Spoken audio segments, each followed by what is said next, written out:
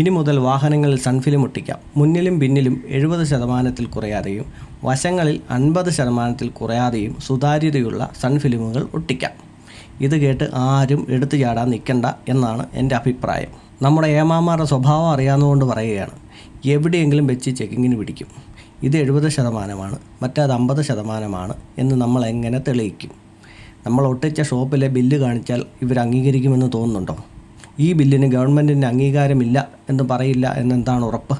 ഇനി ഈ വണ്ടി കിടക്കുന്നത് വല്ല മരത്തിൻ്റെ ചുവട്ടിലാണെങ്കിൽ അവിടെയും കുഴഞ്ഞു. കാരണം തണലത്ത് കിടക്കുമ്പോൾ ഈ 50% എന്നത് 100% തോന്നുകയും ചെയ്യും.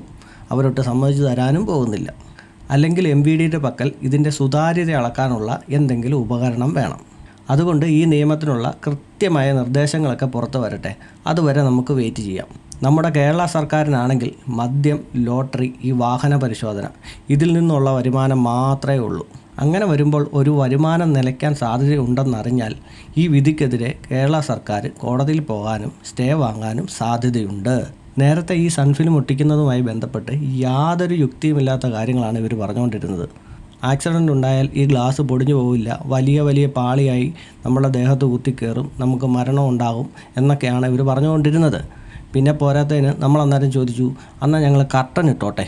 കർട്ടൻ ഇടാൻ പറ്റില്ല. കർട്ടൻ ഇട്ട് കഴിഞ്ഞാൽ ഈ വാഹനത്തിനകത്ത് എന്താ സംഭവിക്കുന്നതെന്ന് അവർക്കറിയാൻ സാധിക്കില്ലെന്ന്. അതായത് ഈ ആളുകളെ തട്ടിക്കൊണ്ട് പോകുന്നതുമായി ബന്ധപ്പെട്ടായിരിക്കും അങ്ങനെ സംസാരിച്ചത്. പിന്നെ ഈ തട്ടിക്കൊണ്ട് പോകുന്നവർക്ക് കാറ് മാത്രമല്ലേ കിട്ടത്തുള്ളൂ.